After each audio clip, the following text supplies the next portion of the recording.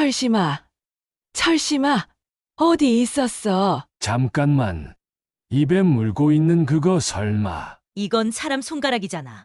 그것도 반지 낀 이빨 자국이 선명해. 그냥 문 게 아니야. 내가 직접 문 거야? 근데 이 반지, 이거 어디서 봤더라? 아니야. 이건 그냥 우연이 아니야. 철심이가 복수를 시작한 거야. 그렇지? 그런데 그날 밤 더 믿기 힘든 일이 일어났습니다. 철심아, 또 어디가? 용자가 급하게 밖으로 나갔지만 이미 늦었습니다. 철심이는 어디에도 보이지 않았어요. 대신 가게 앞에는 끔찍한 것들이 남겨져 있었습니다. 철심이는 또 어디로 사라진 걸까요? 그리고 할머니를 괴롭히던 조폭은 어떻게 되었을까요? 구독과 좋아요 눌러주시면 지금 바로 이야기 시작하겠습니다. 서울 외곽 낡은 시장 골목 끝자락에 자리한 작은 분식집. 여기서 박용자는 벌써 10년째 같은 자리를 지키고 있습니다. 71살, 허리는 구부정하지만 손놀림만큼은 여전히 빠릅니다. 떡볶이 국물이 끓어오르는 소리, 튀김이 기름에서 지글거리는 소리가 골목 전체를 채우죠. 용자는 말이 많은 편이 아닙니다. 손님이 와도 뭐 드릴까요 정도만 물어볼 뿐 불필요한 대화는 하지 않습니다. 젊은 시절부터 그랬어요. 남대문 시장에서 붕어빵 손수레를 끌고 다니던 20살 때부터 지금까지 변하지 않은 습관입니다. 사람들과 깊게 엮이면 상처받기 쉽다는 걸 너무 일찍 배워버린 거죠. 조용히 뜨겁게만 굴자가 용자의 인생 철학이었어요. 남에게 피해주지 않고 남에게 기대지도 않고 그저 자신의 일만 묵묵히 해내는 것. 그게 용자가 살아온 방식이었습니다. 작년 겨울 눈이 펑펑 내리던 저녁이었습니다. 가게 문을 닫고 나오는데 분식집 앞에 하얀 덩어리가 웅크리고 있었어요. 처음에는 눈덩이인 줄 알았는데 자세히 보니 개였습니다. 하얀 털에 눈이 내려앉아서 구분이 안 됐던 거죠. 첫째 날 용자는 그냥 지나쳤습니다. 둘째 날도 마찬가지였어요. 걔는 여전히 같은 자리에 있었지만 용자는 모른 척했습니다. 남의 일에 끼어들면 좋을 게 없다는 걸 평생 경험으로 알고 있었거든요. 하지만 셋째 날 뭔가 달랐습니다. 용자가 남은 떡꼬치를 발로 밀어내려던 순간 걔가 고개를 번쩍 들었어요. 그 순간 용자의 손이 멈췄습니다. 걔의 눈에서 뭔가 익숙한 것을 발견했거든요. 사람을 무서워하는 눈이네. 넌 나랑 똑같다. 그 눈빛에는 깊은 상처가 담겨 있었습니다. 누군가에게 버림받았다는 것, 배신당했다는 것, 그래서 더 이상 아무도 믿을 수 없다는 것. 용자 자신이 평생 품고 살아온 감정과 너무나 똑같았어요. 걔는 떨고 있었습니다. 추위 때문만이 아니었어요. 용자가 한 발짝 다가서자 즉시 몸을 웅크렸거든요. 하지만 도망가지는 않았습니다. 갈 곳이 없다는 걸 알고 있는 듯 했어요. 그날 밤 용자는 처음으로 마음이 흔들렸습니다. 혼자 살아온 세월이 수십 년인데 갑자기 다른 생명체가 궁금해진 거예요. 남은 튀김 찌꺼기를 종이에 싸서 걔 앞에 조심스럽게 놓으면서 중얼거렸죠. 이 세상 아무도 못 믿겠으면 나랑 있자. 나도 그래. 걔는 용자를 계속 경계했지만 음식은 먹었습니다. 하루 종일 굶었던 게 분명했어요. 뼈가 앙상하게 드러날 정도로 말랐거든요. 용자는 더 이상 강요하지 않았습니다. 그냥 매일 같은 시간에 남은 음식을 같은 자리에 놓아두기만 했어요. 일주일이 지났습니다. 걔는 여전히 가게 앞을 떠나지 않았어요. 하지만 변화가 있었습니다. 용자가 나타나면 귀를 쫑긋 세우기 시작한 거예요. 그리고 음식을 가져다 주면 작은 소리로 끙끙거리기도 했죠. 보름이 지나자 더 큰 변화가 일어났습니다. 걔가 처음으로 꼬리를 흔든 거예요. 살짝, 아주 살짝이었지만 분명히 꼬리를 흔들었습니다. 용자는 그 순간을 놓치지 않았어요. 내가 날 믿기 시작했구나. 한 달이 지나자 걔는 완전히 달라졌습니다. 용자가 가게 문을 열 때마다 일어나서 반겼고, 용자가 무거운 것을 들면 따라다니며 지켜봤어요. 밤이 되면 가게 앞에서 조용히 잠들었고, 새벽이면 용자보다 먼저 일어나서 기다렸습니다. 진돗개였습니다. 털이 새하얗고 눈이 또렷한 수컷 진돗개. 용자는 이름을 지어주었어요. 철심이라고요.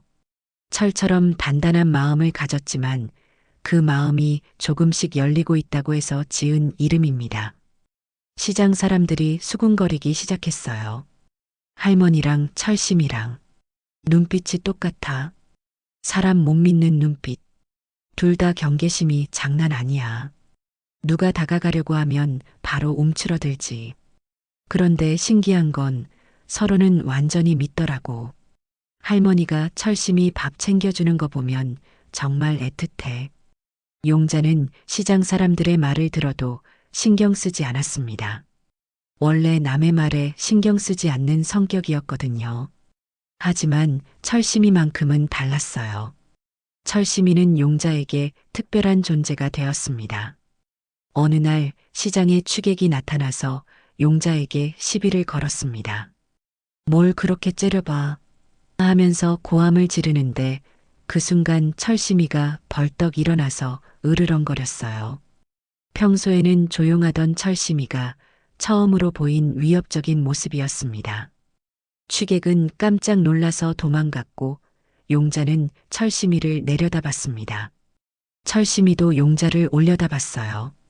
그 순간 둘 사이에 뭔가 단단한 끈이 만들어진 것 같았습니다.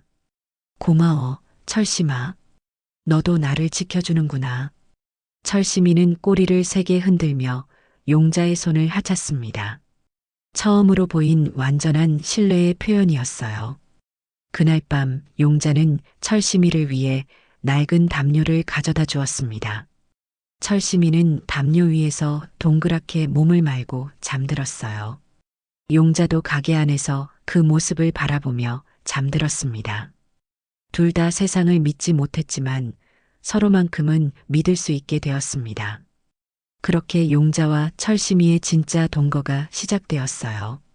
철심이와 함께하는 일상이 시작된 지 석 달째, 용자의 하루는 완전히 달라졌습니다. 새벽 5시가 되면 철심이가 가게 앞에서 낑낑거리며 용자를 깨웠어요. 마치 알람 시계처럼 정확했습니다. 용자는 그 소리를 듣고 일어나서 가게 문을 열고 철심이는 꼬리를 흔들며 용자를 맞았죠. 오늘도 일찍 일어났네, 우리 철심이. 철심이는 용자가 장을 보러 갈 때마다 함께 따라갔습니다. 시장 상인들도 이제 철심이에게 익숙해졌어요. 처음에는 개를 무서워하던 사람들도 철심이의 얌전한 모습을 보고 마음을 열기 시작했습니다. 용자 씨, 철심이 정말 착하네요. 사람 잘 따르고. 그러게 말이에요. 처음엔 사나운 줄 알았는데 알고 보니 순둥이더라고요. 하지만 철심이는 여전히 낯선 사람들에게는 경계심을 늦추지 않았습니다. 특히 큰 소리를 내거나 위협적인 태도를 보이는 사람들에게는 더욱 그랬어요. 용자를 보호하려는 본능이 강했거든요. 어느 날 오후 평상시와 다른 손님이 분식집에 들어왔습니다. 덩치가 크고 문신이 온 팔에 새겨진 남자였어요. 청운파 조폭 두철이었습니다. 시장 일대를 관할하는 조직의 하수인이었죠. 떡볶이 좀 퍼봐. 두철의 목소리는 거칠었습니다. 주문하는 것이 아니라 명령하는 투였어요. 용자는 묵묵히 떡볶이를 끓이기 시작했습니다. 상대하고 싶지 않았지만 장사를 하는 처지에서 손님을 거부할 수는 없었거든요. 형님이 드시겠다잖아. 많이 퍼줘. 두철은 의자에 털썩 앉으면서 발을 쭉 뻗었습니다. 철심이가 그 발에 걸려 넘어질 뻔했어요. 철시민은 놀라서 한쪽으로 피했지만 두철은 짜증을 냈습니다. 야, 개치워. 더러워서 밥맛 떨어져. 용자가 대답하기도 전에 두철은 일어나서 철시미를 발로 밀어냈습니다. 철시미는 꽁꽁 소리를 내며 구석으로 물러났어요. 평소 같았으면 으르렁거렸을 텐데 용자를 생각해서 참는 것 같았습니다. 손님, 철시미는 얌전해요. 방해 안 됩니다. 용자가 조심스럽게 말했지만 두철은 비웃었습니다. 얌전해? 걔가 얌전하면 뭐해? 지저분하기만 한데. 떡볶이가 다 끓었습니다. 용자는 그릇에 담아서 두철 앞에 놓았어요. 하지만 두철은 먹지 않았습니다.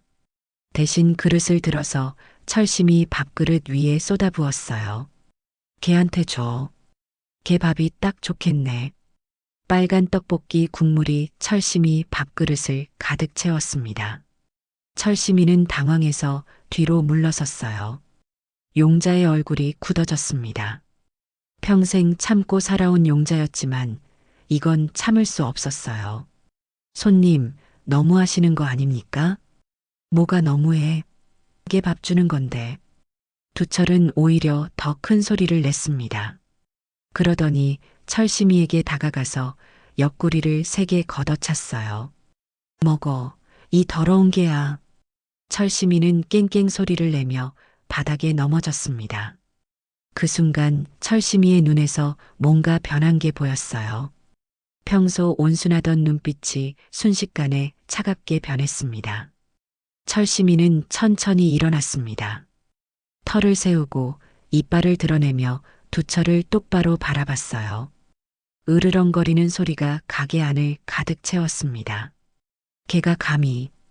두철이 철심이를 다시 걷어차려는 순간 철심이가 재빠르게 피했습니다. 그리고는 두철의 바지를 물고 늘어졌어요. 두철은 균형을 잃고 비틀거렸습니다. 이 미친 개가. 두철은 주위에 있던 젓가락을 집어서 철심이에게 던졌습니다. 젓가락이 철심이 등에 맞았어요.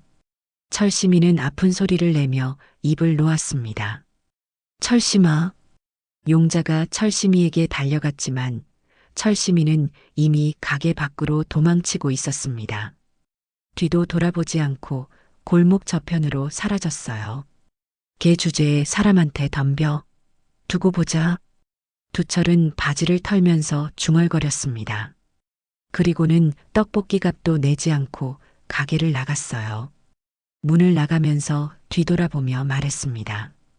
할머니도 개 관리 잘해. 다음에 또 그러면 가만 안 둬. 용자는 철심이가 사라진 골목을 바라봤습니다. 가슴이 답답했어요. 철심이를 지켜주지 못한 것이 미안했고 두철의 행동이 화가 났습니다.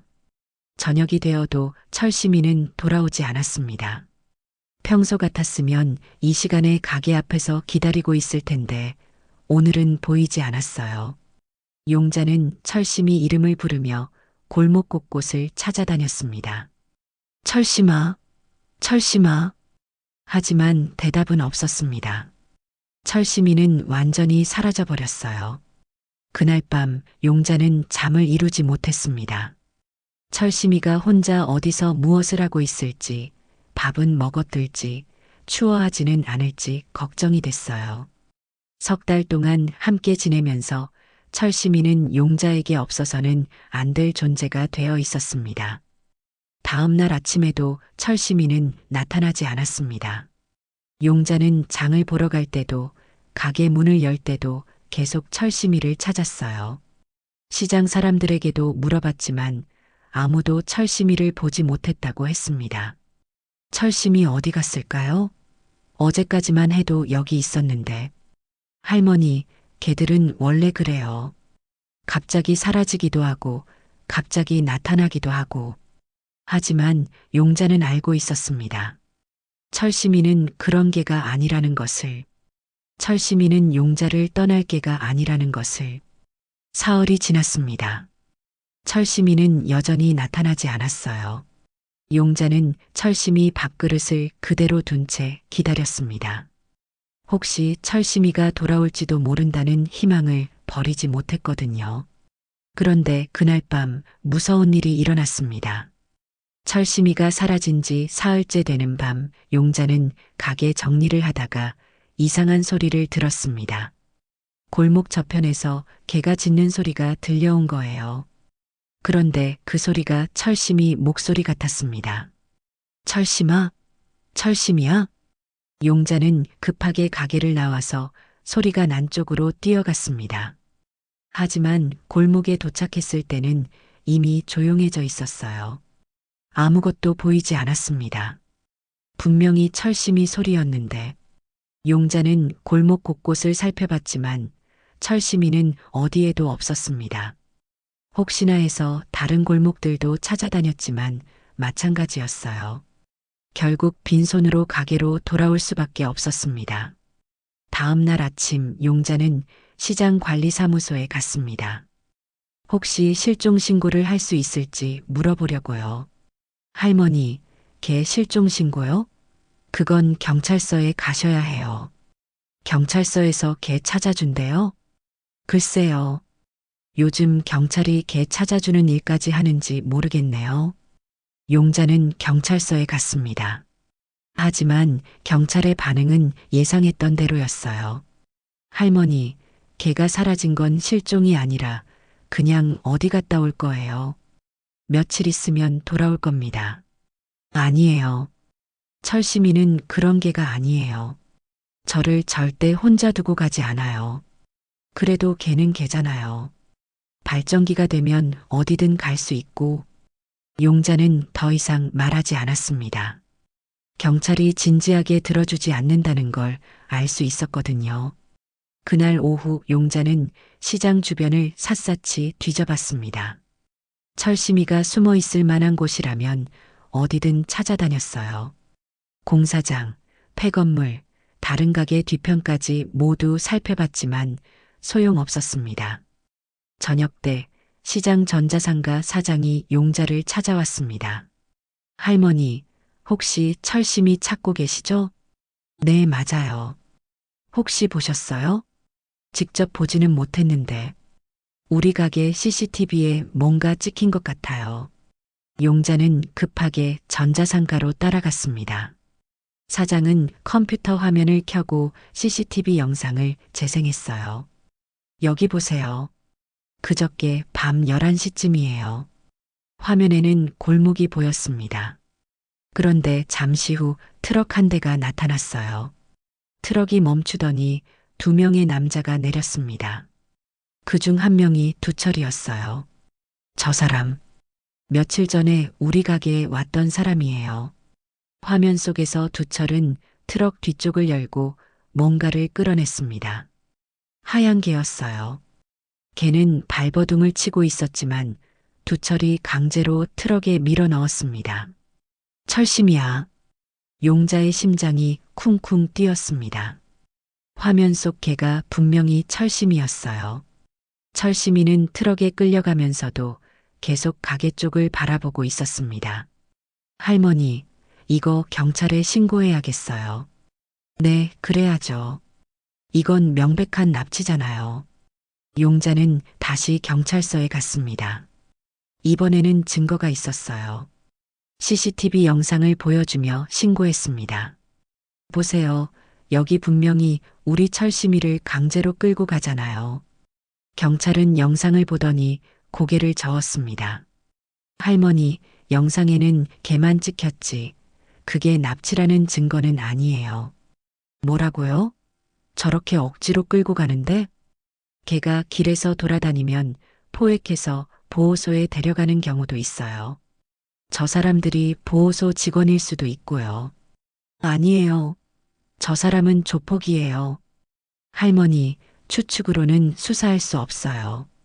확실한 증거가 있어야죠. 용자는 분했지만 어쩔 수 없었습니다. 경찰이 도와주지 않는 상황에서 혼자 할 수 있는 일은 많지 않았어요. 그날 밤 용자는 잠을 이루지 못했습니다. 철심이가 어디서 무엇을 당하고 있을지 생각하니 가슴이 아팠어요. 혹시 두철이 철심이에게 복수를 하고 있는 건 아닐까 하는 무서운 생각도 들었습니다. 다음 날 아침 용자는 평소보다 일찍 가게를 열었습니다. 혹시나 해서 철심이 밥그릇에 물과 사료를 채워두었어요. 철심이가 돌아오면 바로 먹을 수 있도록요. 그런데 점심시간쯤 끔찍한 일이 벌어졌습니다. 용자가 가게 앞을 청소하고 있는데 철심이 밥그릇 위에 뭔가 놓여 있는 것을 발견했어요. 빨간색 액체가 밥그릇을 가득 채우고 있었습니다. 이게 뭐야? 자세히 보니 페인트였습니다. 빨간 페인트가 철심이 밥그릇에 쏟아져 있었어요. 그리고 밥그릇 옆에는 쪽지가 하나 놓여 있었습니다. 다음은 너다. 용자의 손이 떨렸습니다. 이건 명백한 협박이었어요. 두철이 철심이를 납치한 것도 모자라서 이제 용자까지 위협하고 있는 거였습니다. 주변을 둘러봤지만 아무도 없었습니다. 두철이 언제 왔다 갔는지도 모를 일이었어요. 용자는 급하게 시장 상인들에게 도움을 요청했습니다. 사장님들, 이것 좀 보세요. 누가 이런 짓을 했어요.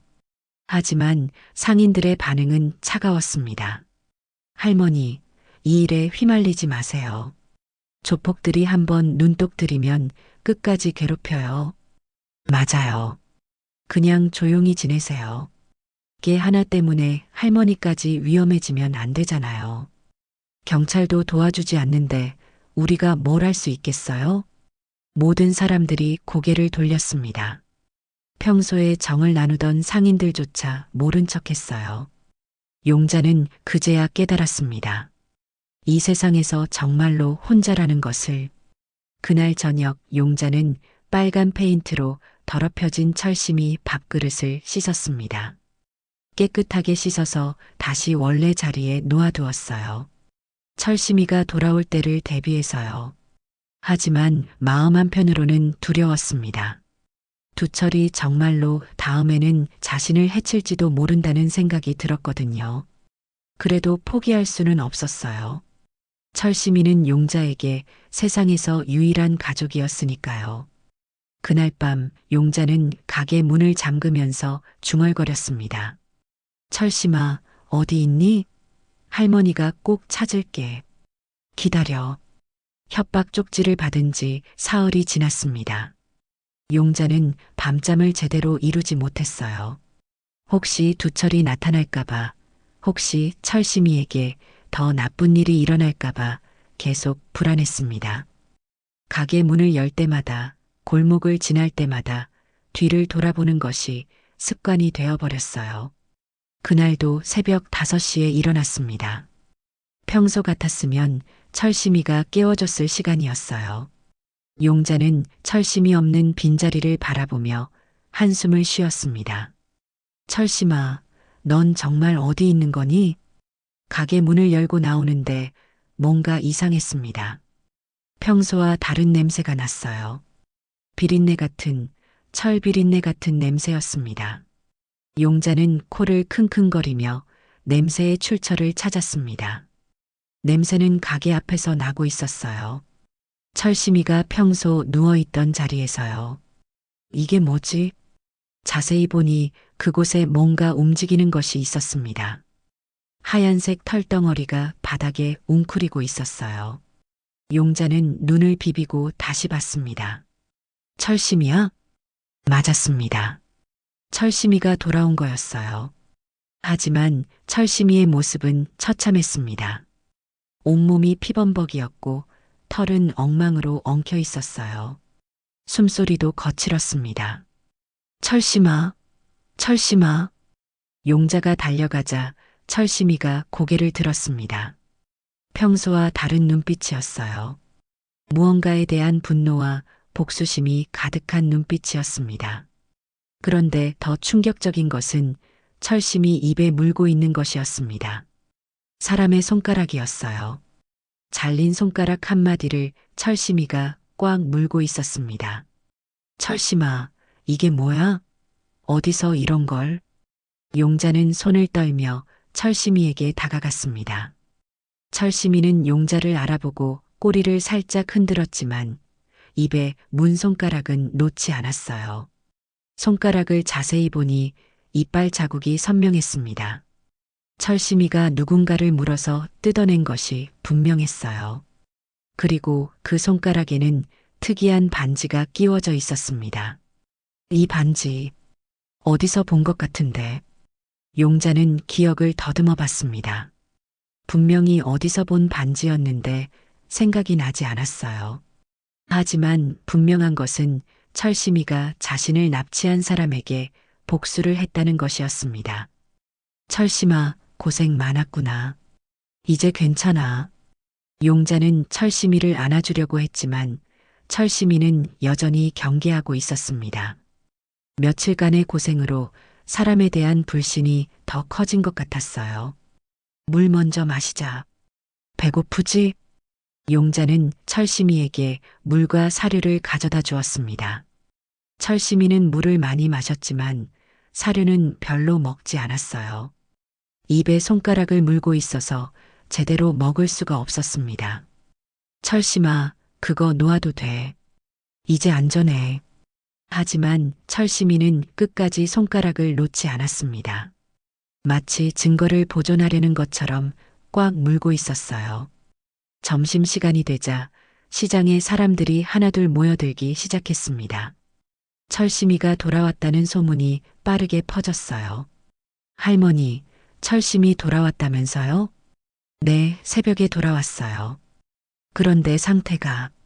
어머, 입에 뭘 물고 있어요? 사람들이 철심이 주위로 모여들었습니다. 그리고 철심이 입에 문 것을 보고는 모두 깜짝 놀랐어요. 저게 사람 손가락 아니에요? 세상에, 철심이가 누굴 물었나 봐요. 할머니, 이거 경찰에 신고해야 해요. 용자도 그 생각을 하고 있었습니다. 하지만 한편으로는 걱정이 됐어요. 혹시 철심이가 사람을 물었다고 해서 안락사를 당하는 건 아닐까 하는 걱정이었습니다. 그때 시장 한쪽에서 소란이 일어났습니다. 누군가 큰 소리로 고함을 지르고 있었어요. 그게 어디 있어? 그 미친 게 어디 있냐고. 두철의 목소리였습니다. 용자는 깜짝 놀라서 철심이를 뒤로 숨겼어요. 두철이 화를 내며 이쪽으로 다가오고 있었습니다. 그런데 두철의 모습이 이상했습니다. 왼손에 두툼한 붕대를 감고 있었어요. 붕대 끝으로는 피가 스며 나오고 있었습니다. 할머니, 그 개가 내 손가락을 물어뜯었어. 두철은 분노에 찬 얼굴로 용자에게 다가왔습니다. 사람들은 모두 뒤로 물러났어요. 아무도 두철에게 맞서려고 하지 않았습니다. 손님, 철심이는 아무것도 안 했어요. 아무것도 안 했다고? 내 손가락 봐. 개가 물어뜯었다고. 두철은 붕대를 감은 왼손을 들어 보였습니다. 검지손가락 한마디가 완전히 없어져 있었어요. 철심이가 물고 있는 손가락이 바로 그것이었습니다. 이게 어디 숨겨놨어? 당장 내놔. 두철이 가게 안으로 들어가려고 하는 순간 철심이가 나타났습니다. 입에는 여전히 두철의 손가락을 물고 있었어요. 저기 있네요. 사람들이 수군거렸습니다. 두철은 철심이를 보자 얼굴이 새파랗게 질렸어요. 이 미친 개가 내 손가락을 아직도... 철심이는 두철을 보고 으르렁거렸습니다. 털을 세우고 이빨을 드러내며 언제든 달려들 준비를 하고 있었어요. 철심아, 안 돼. 용자가 철심이를 말렸지만 철심이는 듣지 않았습니다. 대신 천천히 두철에게 다가가기 시작했어요. 두철은 겁이 나서 뒤로 물러났습니다. 평소 같았으면 개 따위 무서워하지 않았을 텐데 손가락을 잃은 충격이 컸던 모양이에요. 아, 약에 좀 말려. 손님이 먼저 철심이한테 잘못한 거 아니에요? 용자가 용기를 내서 말했습니다. 철심이가 돌아왔다는 것만으로도 힘이 났어요. 잘못? 내가 뭘 잘못했다고. 철심이를 납치해서 괴롭힌 거 아니에요? CCTV에 다 찍혔어요. 두철의 얼굴이 더욱 굳어졌습니다. 자신의 범죄가 증거로 남아있다는 사실을 깨달은 거예요. 증거? 그게 뭔 증거야? 하지만 두철의 목소리는 이미 떨리고 있었습니다. 철시민은 계속 으르렁거리며 두철을 압박했어요. 그때 철시미가 갑자기 가게 뒤쪽으로 뛰어갔습니다. 그리고는 기둥 뒤를 파헤치기 시작했어요. 철심아, 뭐 하는 거야? 철시미는 계속 땅을 팠습니다. 그러더니 무언가를 찾아낸 것 같았어요. 입에 문손가락을 잠시 내려놓고 땅속에서 뭔가를 물어왔습니다. 흉기였습니다. 피가 묻은 칼과 휴대폰 케이스가 나왔어요. 이게 뭐야? 사람들이 웅성거렸습니다. 두철의 얼굴은 완전히 하얗게 변했어요. 철심이가 땅속에서 파낸 흉기와 휴대폰 케이스를 본 사람들은 모두 숨을 죽였습니다. 두철의 얼굴은 새파랗게 질려 있었어요. 자신이 숨겨둔 증거물이 발각된 것을 깨달은 거죠. 이게 뭐야? 걔가 어디서 이런 걸? 두철은 당황하며 말을 더듬었습니다. 하지만 그의 반응 자체가 죄를 인정하는 것이나 마찬가지였어요. 손님, 이거 뭐예요? 왜 우리 가게 뒤에 이런 게 묻혀 있어요? 용자가 따지자 두철은 더욱 당황했습니다. 주변에 모인 사람들도 수상하다는 표정으로 두철을 바라봤어요. 나도 모르는 일이야. 걔가 어디서 주워온 거겠지. 그러면 경찰에 신고해서 확인해 보죠. 용자의 말에 두철은 화를 냈습니다. 신고? 뭘 신고해? 걔 때문에 내 손가락 잘렸는데 오히려 내가 죄인이야? 철시미는 방어한 거예요. 손님이 먼저 철시미를 괴롭혔잖아요. 괴롭혔다고? 걔 주제에 두철이 소리를 지르는 순간 철시미가 다시 으르렁거렸습니다. 입에는 여전히 두철의 손가락을 물고 있었어요. 그 모습을 본 두철은 본능적으로 뒤로 물러났습니다. 이 미친 개, 당장 손가락 내놔. 하지만 철시미는 절대 놓지 않았습니다. 오히려 더 꽉 물고 있었어요. 마치 증거를 지키려는 것처럼요. 시장 사람들은 이 상황을 신기하게 바라봤습니다. 평소 무서워했던 조폭이 개 한 마리 때문에 쩔쩔매는 모습이 우스웠거든요. 할머니, 정말 경찰에 신고하는 게 좋겠어요. 맞아요. 이상한 것들이 너무 많이 나왔어요. 사람들의 말에 두철은 더욱 초조해했습니다. 경찰이 오면 자신에게 불리한 증거들이 모두 드러날 것을 알고 있었거든요. 야들아, 개 한 마리 때문에 이러지 마. 나 청운파 두철이야. 함부로 덤비면 가만 안 둬.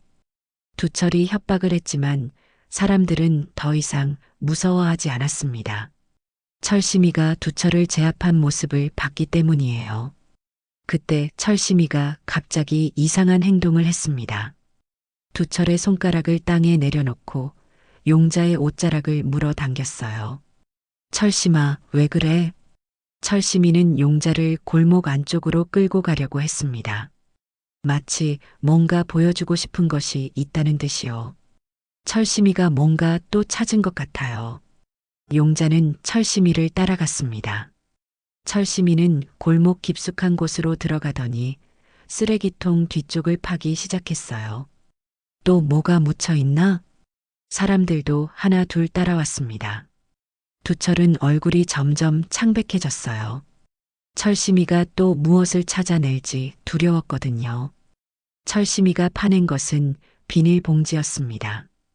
봉지 안에는 피 묻은 옷과 장갑이 들어 있었어요. 그리고 작은 수첩도 하나 있었습니다. 이것도 손님 거예요?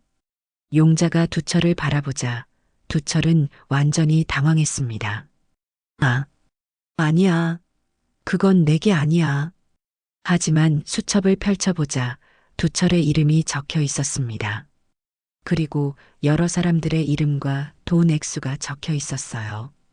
전형적인 조폭의 장부였습니다. 이거 완전히 범죄 증거네요. 경찰에 신고해야겠어요.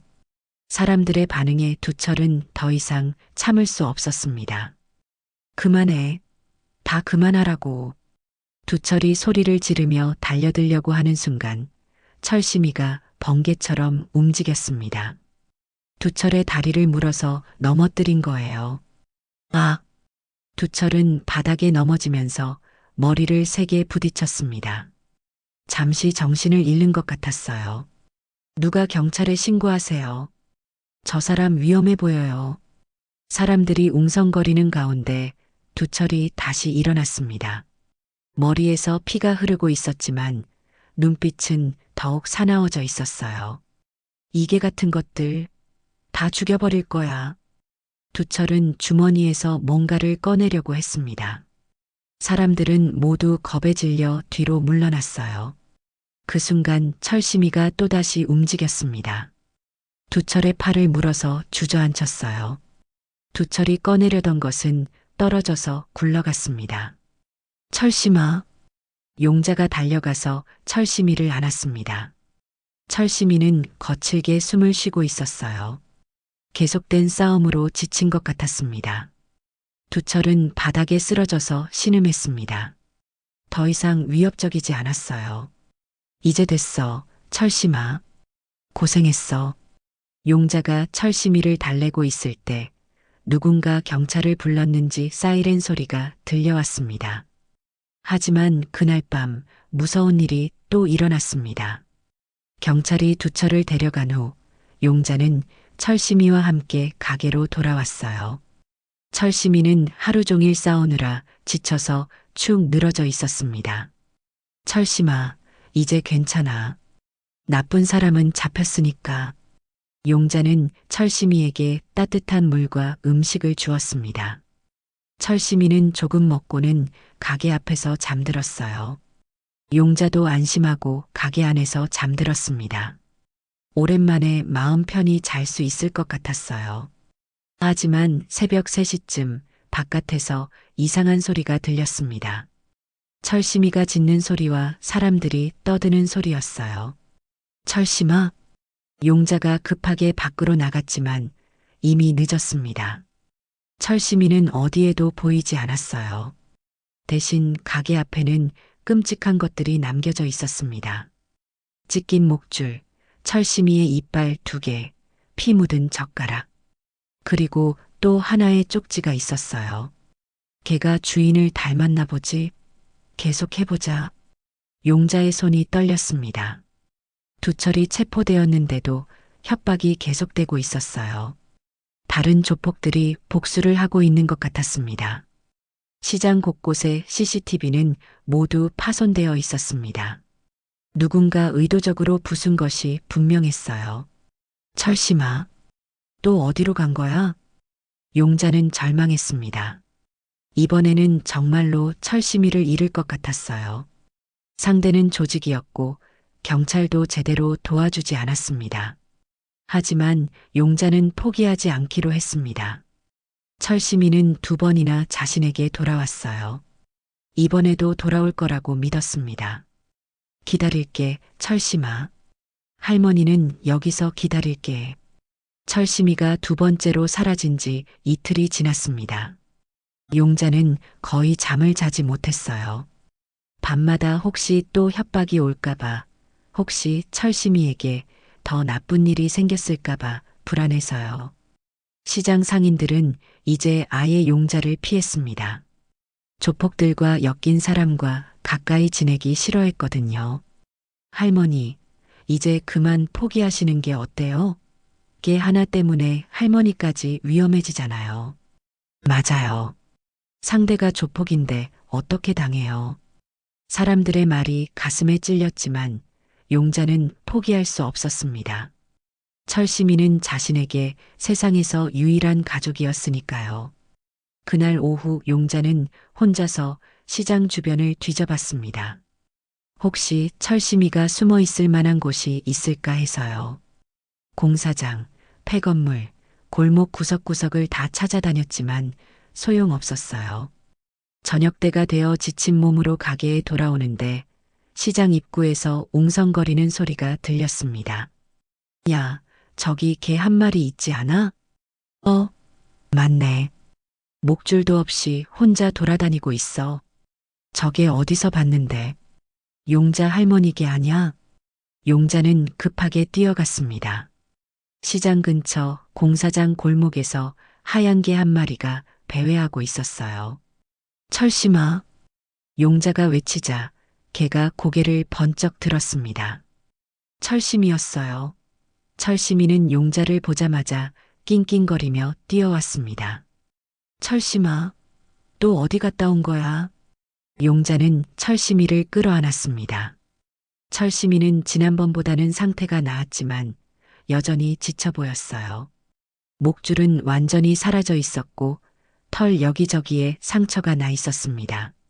그런데 이번에도 철심이 입에는 뭔가 물려 있었습니다. 파란색 휴대폰이었어요. 그리고 휴대폰에는 작은 기계가 붙어 있었습니다. 이게 뭐야? GPS? 자세히 보니 GPS 추적기였습니다. 누군가 휴대폰에 추적기를 붙여놓은 거였어요. 철심이는 그것을 물어와서 용자에게 전해준 것 같았습니다. 철심아, 넌 정말 똑똑하구나. 이걸 어떻게 가져온 거야? 철심이는 꼬리를 흔들며 용자를 핥았습니다. 지친 기색이 역력했지만 용자를 다시 만난 기쁨이 더 컸어요. 용자는 급하게 휴대폰을 살펴봤습니다. 화면에는 지도가 표시되어 있었고 빨간 점 하나가 깜빡이고 있었어요. GPS 좌표였습니다. 이곳이 어디지? 용자는 지도를 자세히 봤습니다. 시장에서 차로 10분 정도 떨어진 공단 지역이었어요. 폐창고들이 많은 곳으로 유명한 지역이었습니다. 설마 철심이가 갇혀 있던 곳? 용자는 즉시 경찰서에 갔습니다. 이번에는 확실한 증거가 있었어요. 경찰관님, 저희 철심이가 이걸 가져왔어요. 용자는 휴대폰과 GPS 추적기를 보여주었습니다. 경찰은 이번에는 진지하게 들었어요. 할머니, 이거 어디서 났어요? 저희 철심이가 물어온 거예요. 분명히 조폭들이 숨어 있는 곳일 거예요. GPS 좌표를 추적해 보니 여기 폐창고 지역이네요. 그럼 수사해 주실 수 있어요? 네, 이 정도면 충분한 단서가 됩니다. 바로 현장으로 가보겠습니다. 경찰이 움직이기 시작했습니다. 용자는 철심이와 함께 집에서 기다렸어요. 이번에는 정말로 사건이 해결될 것 같았습니다. 1시간 후 경찰에서 연락이 왔습니다. 할머니, 현장에 가보니 정말로 조폭들이 숨어 있는 창고였어요. 여러 증거물들이 발견됐습니다. 그럼 체포됐나요? 아직은 아니에요. 창고는 비어 있었거든요. 하지만 곧 체포할 수 있을 것 같습니다. 용자는 안심했습니다. 드디어 사건이 해결될 것 같았어요. 하지만 그날 밤 또다시 무서운 일이 일어났습니다. 용자와 철심이가 가게에서 잠들어 있는데 갑자기 바깥에서 큰 소리가 났습니다. 자동차 엔진 소리와 사람들이 떠드는 소리였어요. 뭐지? 용자가 문틈으로 밖을 내다봤습니다. 검은색 승용차 한 대가 가게 앞에 서 있었어요. 차에서 3명의 남자가 내렸습니다. 그게 어디 있어? 그게 때문에 우리 아지트가 발각됐잖아. 당장 걔 내놔. 조폭들이었습니다. 두철과는 다른 사람들이었지만 같은 조직인 것 같았어요. 이들이 복수하러 온 거였습니다. 철심이는 이미 깨어나서 으르렁거리고 있었습니다. 위험을 감지한 거예요. 철심아, 조용히 해. 용자는 철심이를 달래며 상황을 지켜봤습니다. 경찰에 신고해야 하는지 고민됐어요. 그때 조폭 중 한 명이 가게 문을 두드렸습니다. 할머니, 우리가 왔는 줄 알지? 문 열어. 저희는 잠들었어요. 내일 다시 와주세요. 용자가 떨리는 목소리로 대답했지만 조폭들은 들어주지 않았습니다. 문 안 열면 부수고 들어간다. 정말로 문을 부수려고 하는 것 같았어요. 용자는 어쩔 수 없이 문을 조금 열었습니다. 뭘 원하세요? 게 내놔. 그게 때문에 우리가 피해봤다고. 철시민은 아무 잘못 없어요. 잘못 없다고? 우리 아지트 위치를 경찰한테 알려줬잖아. 조폭들은 점점 화를 냈습니다. 그 순간 철심이가 문 뒤에서 나타났어요. 저기 있네. 조폭 하나가 철심이를 잡으려고 달려들었습니다. 하지만 철심이는 재빨리 피했어요. 그리고는 가게 뒤쪽으로 도망쳤습니다. 잡아. 도망가지 마. 조폭들이 철심이를 쫓아갔습니다. 용자도 뒤따라갔어요. 철심아. 하지만 철심이는 이미 골목 너머로 사라지고 있었습니다. 어둠 속으로 완전히 모습을 감췄어요. 놓쳤네. 내일 다시 와야겠어. 조폭들은 포기하고 돌아갔습니다. 하지만 위협적인 말을 남겼어요.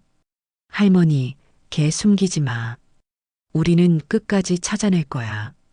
그들이 떠난 후 용자는 철심이를 찾으러 다녔습니다. 하지만 철심이는 어디에도 보이지 않았어요. 철심아, 어디 있니? 위험하니까 나와. 용자의 부름에도 철심이는 나타나지 않았습니다.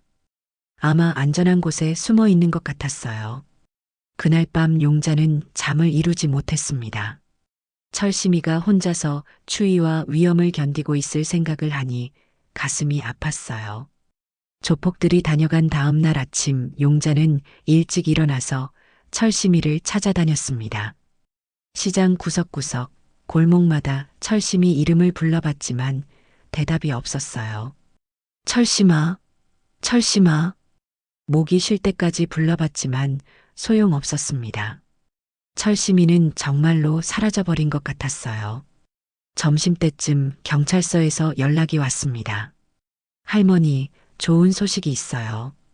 GPS 추적기 덕분에 조폭들 은신처를 완전히 파악했습니다. 정말요? 그럼 이제 체포할 수 있어요? 네, 오늘 저녁에 작전을 시작할 예정입니다. 할머니도 안전한 곳에 계세요. 용자는 기뻤습니다. 드디어 철심이를 괴롭힌 나쁜 사람들이 잡힐 거라는 생각에 마음이 놓였어요. 오후 5시 경찰 특공대가 조폭들의 은신처인 폐창고로 향했습니다. 용자는 집에서 텔레비전 뉴스를 보며 상황을 지켜봤어요. 지금 경찰이 조직폭력배들의 은신처로 알려진 폐창고를 포위하고 있습니다. 뉴스를 보니 정말로 큰 작전이었습니다. 경찰차 여러 대와 특공대원들이 창고를 둘러싸고 있었어요. 곧 진입작전이 시작될 예정입니다. 용자는 가슴이 두근거렸습니다.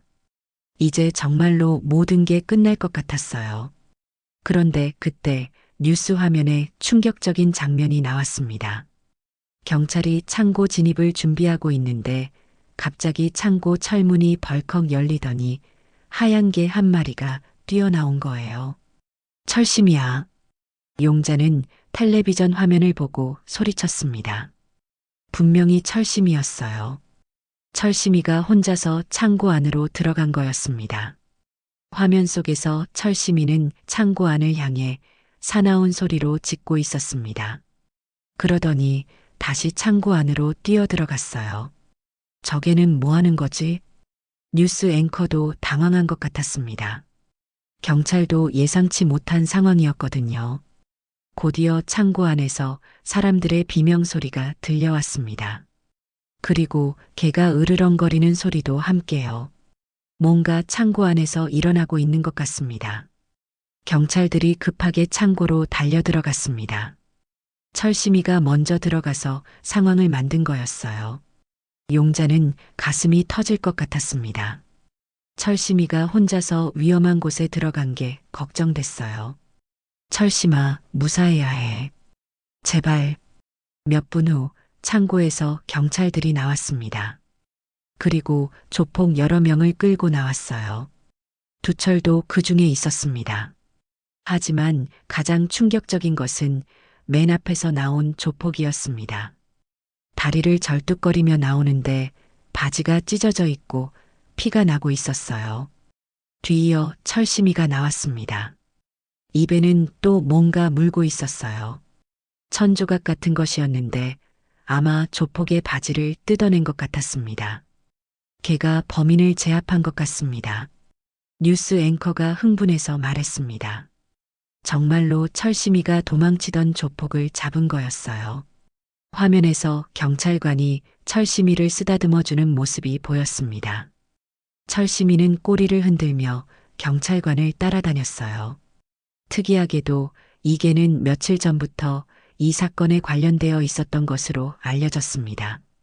뉴스에서 용자와 철심이 이야기가 나오기 시작했습니다. 시장에서 일어난 일들, 철심이가 증거를 찾아낸 일들이 모두 보도됐어요. 이 용감한 개 덕분에 조직폭력배들을 검거할 수 있었다고 경찰은 밝혔습니다.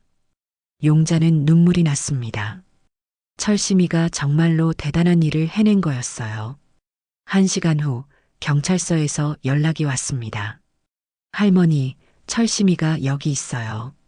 데리러 오시겠어요? 네, 지금 바로 갈게요. 용자는 급하게 경찰서로 달려갔습니다. 경찰서 앞에는 기자들이 몰려 있었어요. 철심이 이야기가 이미 유명해진 것 같았습니다. 할머니, 여기요. 경찰관이 손을 흔들었습니다. 그 옆에 철심이가 앉아 있었어요. 조금 지쳐 보였지만 꼬리를 흔들며 용자를 반겼습니다. 철심아. 용자는 철심이를 끌어안았습니다. 철심이도 용자를 핥으며 기뻐했어요. 할머니, 철심이 정말 대단해요. 혼자서 창고에 들어가서 도망치던 범인을 잡았거든요. 어떻게 그런 일이? 두철이 창고 뒤쪽으로 도망치려고 했는데 철심이가 다리를 물어서 넘어뜨린 거예요. 그 바람에 두철이 쇠기둥에 머리를 부딪혀서 실신했고요. 경찰관의 설명을 들으니 정말로 철심이가 영웅이 된 것 같았습니다. 덕분에 조직폭력배들을 모두 검거할 수 있었어요. 두철은 동물학대, 불법구금, 조직폭력, 상해죄 등으로 기소될 예정이고 다른 조폭들도 마찬가지예요. 정말 다행이에요. 할머니, 그런데 기자들이 인터뷰하고 싶어 해요. 괜찮으시면. 용자는 고개를 저었습니다. 아니에요. 저희는 그냥 조용히 살고 싶어요. 알겠습니다. 그럼 뒷문으로 나가시죠. 용자와 철심이는 기자들을 피해 조용히 집으로 돌아왔습니다. 시장 사람들이 박수를 치며 맞아주었어요. 할머니, 철심이 텔레비전에 나오던데 우리 동네 영웅이네. 철심이 정말 대단해. 사람들의 반응이 완전히 달라져 있었습니다. 이제는 모두 철심이를 영웅으로 대해줬어요. 그날 밤 용자는 철심이와 함께 조용히 저녁을 먹었습니다. 철심아, 고생 많았어. 이제 정말로 평화롭게 살 수 있겠다. 철심이는 꼬리를 흔들며 용자를 바라봤습니다. 마치 이제 모든 게 끝났다고 말하는 것 같았어요. 사건이 해결된 지 한 달이 지났습니다. 두철과 그의 일당들은 모두 법정에 서게 되었어요. 재판에서 두철은 동물학대, 불법구금, 조직폭력, 상해죄 등 여러 혐의로 징역 15년을 선고받았습니다. 다른 조폭들도 각각 중형을 받았어요. 피고인 두철은 무력한 동물을 괴롭히고 납치한 후 협박과 폭력을 일삼았습니다. 이는 용서받을 수 없는 범죄 행위입니다. 판사의 엄중한 선고를 들으며 용자는 마음이 후련했습니다. 드디어 정의가 실현된 거였어요. 철심이의 이야기는 전국적으로 유명해졌습니다. 텔레비전 뉴스, 신문, 인터넷까지 모든 곳에서 영웅견 철심이에 대한 이야기가 나왔어요. 용자의 분식집에는 연일 사람들이 몰려들었습니다. 할머니, 철심이 보러 왔어요. 와, 진짜 철심이네. 텔레비전에서 본 그게 사진 한 장만 찍어도 될까요? 처음에는 당황스러웠지만 용자는 점차 익숙해졌어요. 사람들이 철심이를 좋아해 주는 것이 고마웠거든요. 철심이도 변했습니다. 예전처럼 사람들을 경계하지 않았어요. 오히려 다가오는 사람들을 반겼습니다. 특히 아이들을 좋아했어요. 철심아, 안녕. 아이들이 다가오면 철심이는 꼬리를 신나게 흔들며 놀아주었습니다. 예전에 무서워하던 모습은 온데간데 없었어요. 철심이가 많이 달라졌네요, 할머니. 그러게 말이에요. 이제는 사람들을 완전히 믿는 것 같아요. 시장 상인들도 철심이를 대하는 태도가 완전히 바뀌었습니다. 모두 철심이를 자랑스러워했어요. 우리 시장의 영웅이지. 철심이 덕분에 시장이 유명해졌어. 실제로 철심이 때문에 시장에 찾아오는 관광객들이 늘어났습니다. 용자의 분식집은 물론 다른 가게들도 장사가 잘 되기 시작했어요. 한 달 후 구청에서 특별한 제안을 해왔습니다. 할머니, 구청에서 철심이 동상을 세우고 싶다고 하네요. 동상요? 네, 시장 입구에 철심이 동상을 세워서 영웅적인 행동을 기념하고 싶다고 해요. 용자는 처음에는 부담스러웠습니다. 너무 큰 일이 되는 것 같았거든요. 그런 거 안 해도 돼요. 저희는 그냥 조용히 살고 싶어요. 하지만 시장 상인들이 모두 찬성했습니다. 할머니, 철심이는 우리 모두의 영웅이에요. 동상 꼭 세워야 해요. 철심이 덕분에 시장이 살아났잖아요. 결국 용자도 동의할 수밖에 없었습니다. 사람들이 모두 원하는 일이었거든요. 2달 후 동상 제막식이 열렸습니다. 시장 입구에 철심이의 동상이 세워진 거예요. 실물 크기로 만들어진 철심이 동상은 정말 멋있었습니다. 동상의 철심이는 당당하게 앉아 있는 모습이었어요. 눈빛은 용감하고 자세는 늠름했습니다. 마치 시장을 지키고 있는 수호신 같았어요. 동상 하단에는 특별한 문구가 새겨져 있었습니다. 사람이 버린 개였지만 개는 사람을 지켰다. 이 문구를 본 사람들은 모두 감동했습니다. 철심이의 이야기가 얼마나 특별한지 알 수 있었거든요. 제막식에는 정말 많은 사람들이 왔습니다. 구청장, 시장 상인들, 동네 주민들, 그리고 멀리서 찾아온 관광객들까지요. 철심이는 우리에게 진정한 용기와 의리가 무엇인지 보여주었습니다. 구청장의 축사가 끝나자 박수가 터져 나왔습니다. 사람들은 모두 철심이를 바라보며 박수를 쳤어요. 철심이는 자신의 동상을 보고 고개를 갸우뚱했습니다. 뭔지 모르겠다는 표정이었어요. 그 모습이 너무 귀여워서 사람들이 웃음을 터뜨렸습니다. 철심아, 저게 너야. 용자가 말하자 철심이는 꼬리를 흔들었습니다. 여전히 잘 모르겠다는 듯한 표정이었지만요.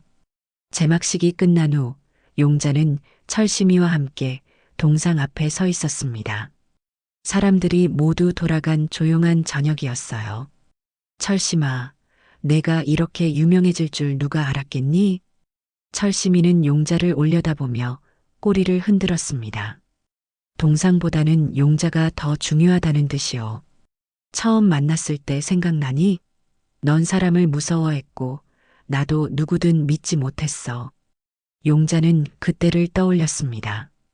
눈 내리던 겨울밤 가게 앞에서 떨고 있던 철심이를 처음 본 순간을요. 그런데 지금은 어때? 우리 둘 다 많이 달라졌지? 정말로 많은 것이 달라졌습니다. 용자는 이제 사람들과 대화하는 것이 즐거웠어요. 철심이도 모든 사람들을 친구로 여겼습니다. 내가 나한테 용기를 줬어, 철심아. 혼자가 아니라는 걸 알려줬지. 철심이는 용자의 손을 핥았습니다. 마치 나도 할머니 덕분에 행복해졌어라고 말하는 것 같았어요. 그 후로 매일 아침 용자와 철심이는 동상 앞을 지나서 가게로 갔습니다.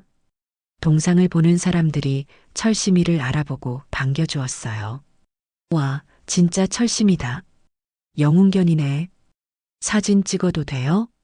철심이는 이제 완전한 스타가 되어 있었습니다. 하지만 여전히 가장 좋아하는 것은 용자와 함께 있는 시간이었어요. 저녁이 되면 둘은 동상 앞에서 산책을 했습니다. 철심이는 자신의 동상을 지키는 것처럼 그 주변을 맴돌았어요. 어느 날 저녁 용자는 동상 앞에서 조용히 말했습니다. 사람들은 말로만 정의를 외치지. 넌 몸으로 했구나, 우리 철심이. 철심이는 용자를 바라보며 꼬리를 흔들었습니다. 그 눈빛에는 평화로운 만족감이 가득했어요. 이제 용자와 철심이는 정말로 행복했습니다. 서로를 믿고 사람들도 믿고 세상도 믿을 수 있게 되었어요.